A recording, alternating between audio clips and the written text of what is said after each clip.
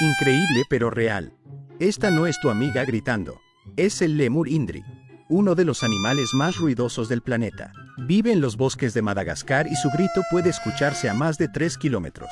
¿Y para qué lo hace? Para marcar territorio y hablar con su familia. Pero lo más loco es esto: si lo sacas de su hábitat, se muere. No puede vivir en cautiverio, por eso está en peligro de extinción. ¿Te sorprendió? Entonces seguinos para más curiosidades impactantes. Y comparte este video con esa persona que grita igual